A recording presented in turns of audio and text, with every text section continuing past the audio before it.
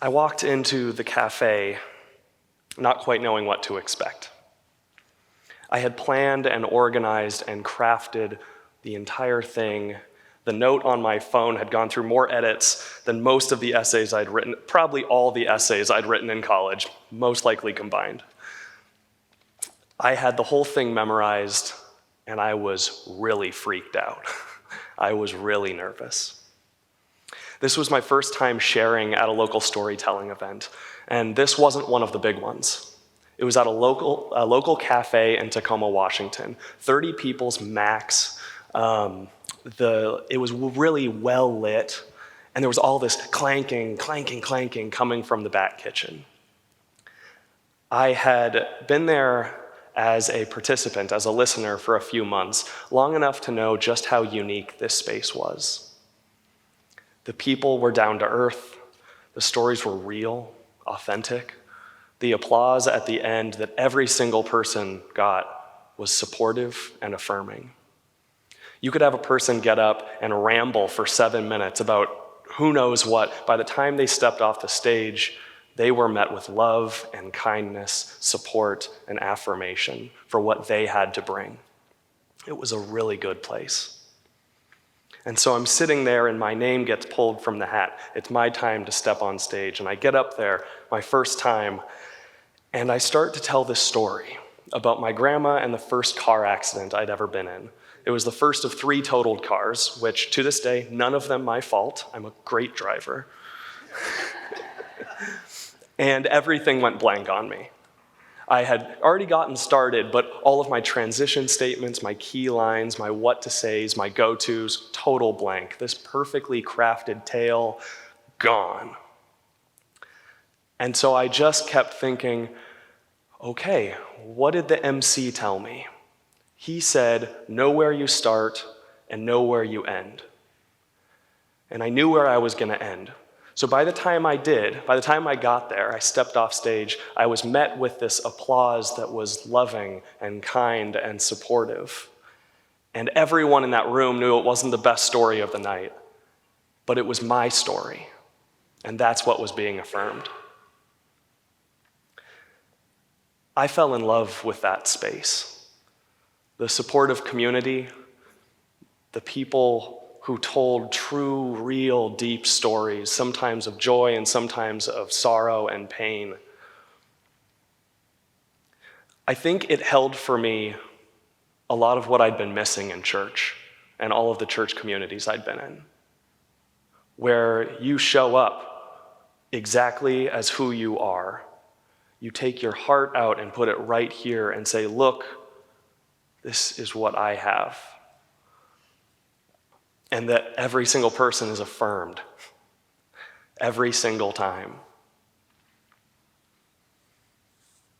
All across the United States, there are storytelling events popping up like this. I fell in love with one at a local cafe in Tacoma, but others go and see The Moth, which is in every single city nationwide, every single major city nationwide. There's this explosion in popularity, which really means an explosion in resonance, especially with the millennial generation, for this communal act of telling stories. It brings us into one room. I mean, look at what we're doing right now. It brings us into one room, one space, one moment, one experience of vulnerability. It provides access for us to another person's story, to another person's walk, to another person's journey that is so hard to find often in today's world. At its best, it invites us into finding wisdom in knowing that other people's journeys maybe aren't that different from our own. In a really weird way, storytelling, this thing that has been like core, we have the image, right? The campfire and the elders, core to so many communities and cultures since the beginning of civilization. Storytelling, this act that has been so central to the cohesion and stability of culture, has now become this act of rebellion for a generation seeking its way out of isolation. So I had some feels to deal with because I felt more comfortable in this space with strangers, sharing what I had to share, than I had ever felt in the church. I had no idea what to do with that. And yet, I also know that storytelling events are just events. They are not communities in and of themselves. They are largely consumable performances, oftentimes sold for a price. But I think there's something valuable in that storytelling act that we can remove from that space and hold on to and look at, even for a moment, thinking, what is this space? The fact that there is such popularity and resonance here, what is this telling us? So here's a story. Here's an example. For the last 3 years, I've been a part of a men's group in Tacoma. And none of us are, or as a group, we're not affiliated with a church or any religion, although many of us bring our language and our words from our separate faith traditions in with us. It's part of who we are. There's usually 6 to 8 of us, ages 20s to late 70s, and we just come and we sit in a living room. Picture some couches that are put together. We sit in this living room and we just share what's going on in our life. We share the peaks, we share the valleys, the great things, the terrible things, the sad things, the awesome things. We share it all. There's so much laughter. There's a lot of laughter, and there's also a lot of tears. And for those of you who have never been in a space where you have an intergenerational group of men crying, it is unbelievably powerful.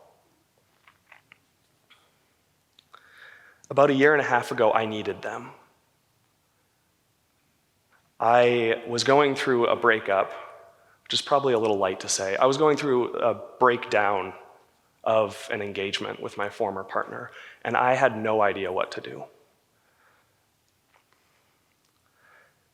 I had stifled so many of my emotions and shoved so many of my feelings down, covered up all the ways that I had caused harm, both to her and myself, shoved it deep down. And so I looked around and I was trying to figure out what to do. Why am I angry? I'm not an angry person. And I didn't have the tools with which to excavate all that stuff I'd piled on. And I didn't know what tools I needed to do that. And so I came to this group, and over a series of months, we started to unravel this story piece by piece. They had the updates. This is what I'm going through. They sat with me as I cried, as I asked questions like, how did it go so wrong so fast? How did I feel like this was a wonderful, amazing thing, and then it just wasn't? How does the ring come off the finger? Because apparently that's a thing.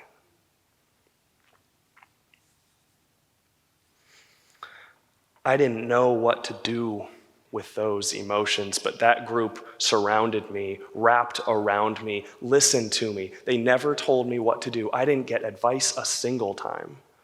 They just bore witness to my experience.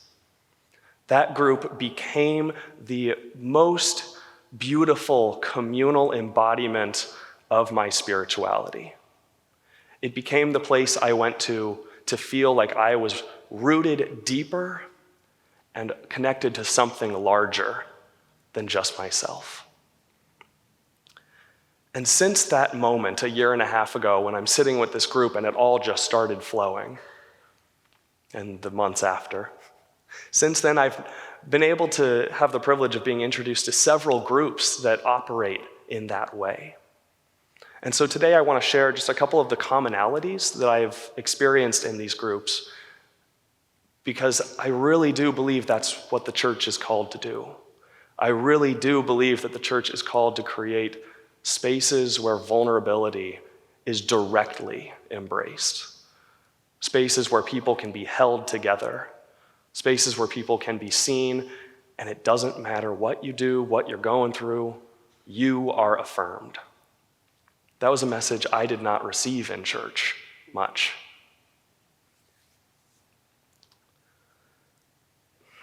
So these 4 commonalities. The first one is all of these groups are small. They are not church services. They are not in big institutional buildings. They're not in churches at all, actually. They're groups of 6 to 10 people who gather in living rooms, in the side rooms of cafes, and they just share. They are small groups of people who have chosen to be there. It's an opt-in. The second commonality is that there's always a set of intentions that's made and laid out at the very beginning of the group, saying this is why we are there. This is why we come together. And the intentions almost always sound something like this, and some of you might be familiar with a couple of these. We're here to speak from the heart. We're here to share exactly what is ours to share from our experience, because our experience is worth sharing. We're here to listen from the heart, which means we're going to actually practice getting curious about each other. Humans are weird. Let's embrace that. Let's listen. We're not going to listen in order for us to fix or save or correct or advise you. We're going to listen to give witness. We're here to be spontaneous, to not rehearse what we're going to say before we say it, but just to sit with it, and the second it flows through us, to be in a posture that will allow it to flow out of us. And to say what is ours to say. To say just enough, because so many of us have been taught to take up more room than is ours to take, and so many of us have been taught to shrink down and not take up the room that is ours to take. And so it becomes a practice of right-sizing the space we hold in the world. The third commonality in these small intentional spaces, there's always a respect and an embrace of silence. 10, 15, 20 minutes in each of these groups. Some groups call it prayer, some groups call it meditation, some groups call it just, we're going to sit for a bit. But this embrace of silence as essential to being able to go deep. Knowing that we can't show up to be exactly who we are if we don't take a pause to figure out who we are. Or in Christian words, we need to sit with God. We need to just take a pause to sit with ourselves and sit with God. And the fourth commonality, and this is my favorite as a teacher, the fourth one is the existence of experiential questions, questions that invite us into our own experience. They're not mental head game questions, they're heart questions, they're experience questions. And rather than tell you about them, I'm going to share 4 of them with you. These are 4 that I've heard over the past couple years, and every single time they just hit. Whatever I was bringing in the room, they just hit. What crossroads are you at in your life right now?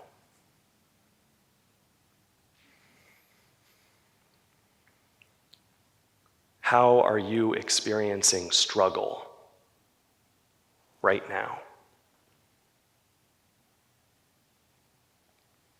In what ways are you experiencing joy right now? This is the one that hit me the most.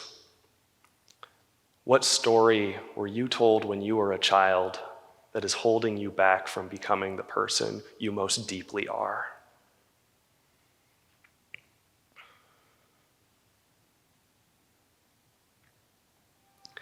In all of these story-centered spaces, that's the core of it. Asking a question that gets to the root and the heart of a person's experience as they walk in the world. Providing space for people to do their inner work. Not saying a minute of silence is okay. It's a great start, but providing real space for people to dig deep and begin to explore their experience. And providing space for people to share and explore it as a community. I think how I want to end this right now is by sharing this. I have a hard relationship with the church, and yet I also have a lot of hope for it. I have an invitation for it, just like I have an invitation for myself. And that invitation, that hope, looks like this. I wish that we can go and create more spaces of listening, more spaces like the ones I have been experiencing, where people are held in vulnerable trust. Those 4 or 5 people you know, those 4 or 5 people I know, how can we bring them into one room and invite each other to do the work together? My hope and my invitation is, how do we make small spaces of big truth where people can truly experience authentic, deep, vulnerable connection? Thank you.